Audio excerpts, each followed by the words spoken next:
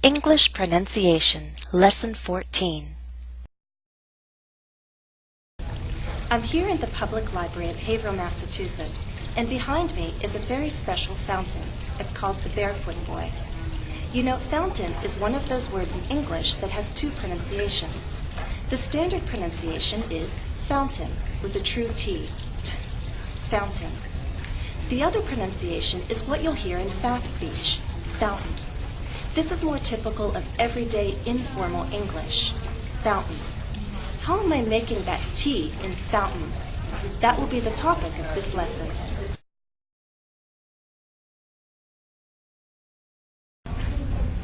When I say the word fountain, I'm using a glottal stop. I've mentioned glottal stops before in a previous lesson on can and can't.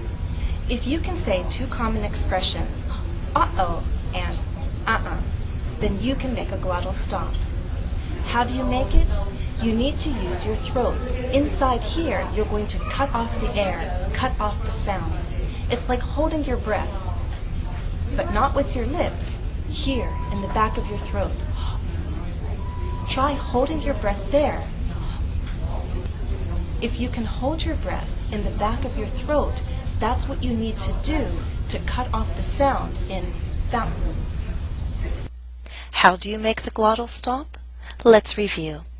Stop the airflow in your throat. Some people compare it to hiccups. The key is to try holding your breath not with your lips or tongue, but with your throat muscles. Then release the air by relaxing your throat muscles. The glottal stop is used in place of a T. Instead of the true T, fountain, we're going to take out the true T and use a glottal stop. Hold your breath in the back of your throat. When you hold your breath, that's the beginning of a glottal stop. Now hold your breath in the word fountain, fountain, and now say it faster. Fountain. That's the glottal stop. When do you use the glottal stop? You'll learn as we do the first exercise. Exercise 1. Group 1. We use the glottal stop in these three common expressions. Listen and repeat. Uh-oh. This is an expression of surprise. Uh-uh. This is informal for no. Uh-uh-uh. This is an informal warning or reprimand. Group 2.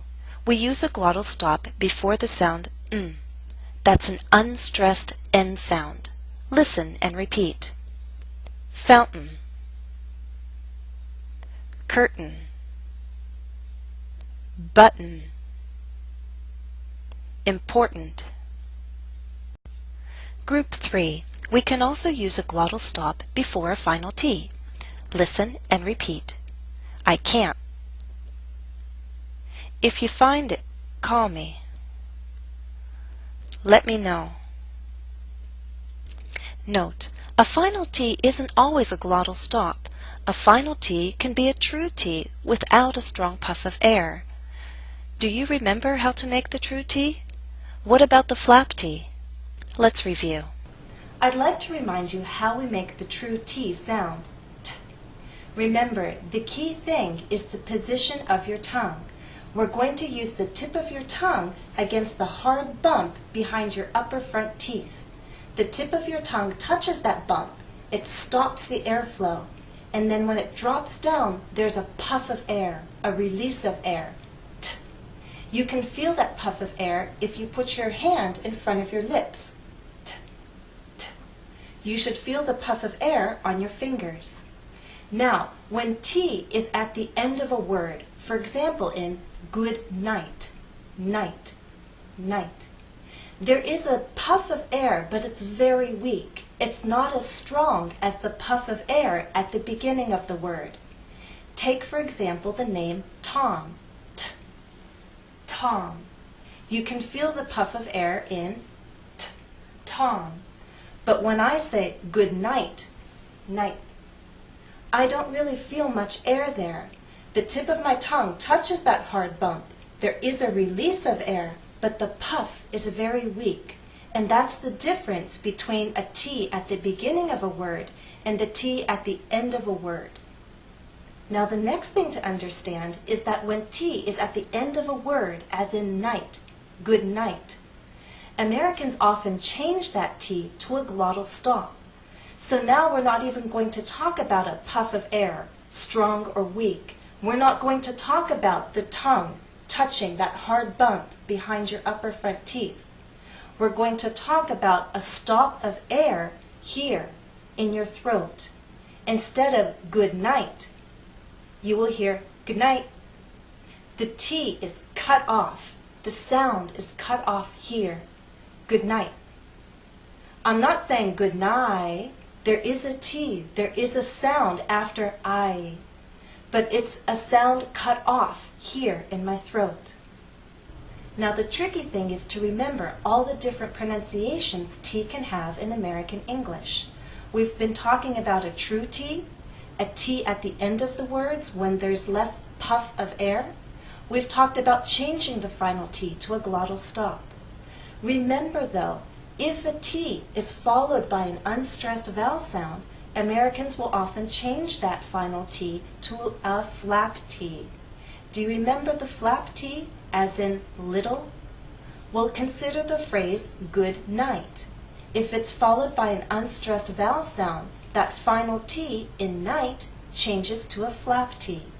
Good night, everyone. Good night, everyone. Exercise 2. How are the T's pronounced in each statement? Example. In the statement, we see two T's highlighted in green. We have to decide how to pronounce them. The first one is a final T before a consonant sound, so we can use a glottal stop.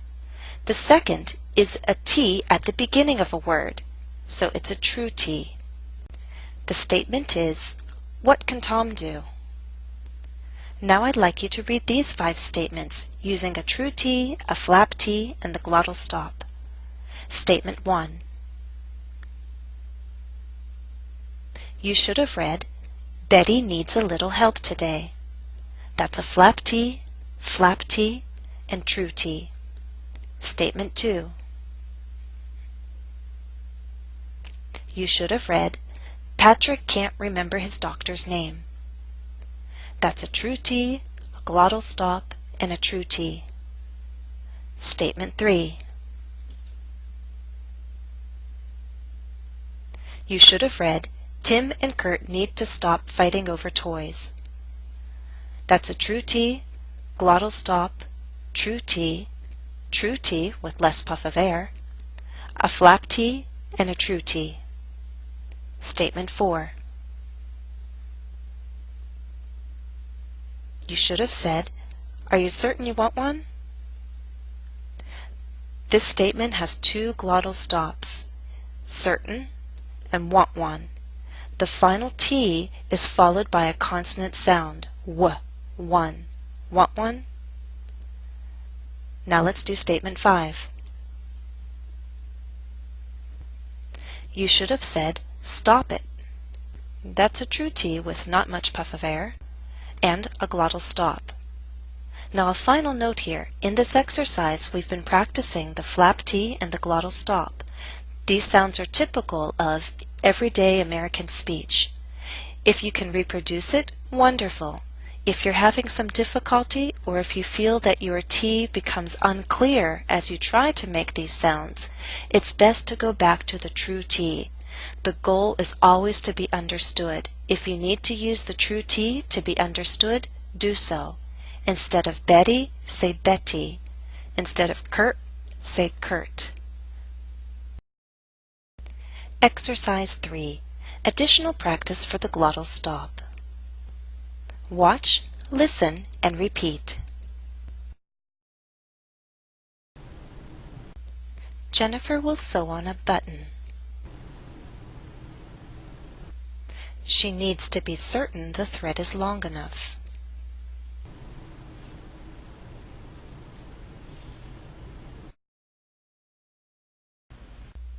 Jennifer thinks it's important to sort through these clothes. A hat and mittens for her daughter. hat and mittens for her son. A hat and mittens for herself. Note, in fast speech, and is often shortened to n. The curtains are closed. Jennifer opened the curtains and then straightened her shirt.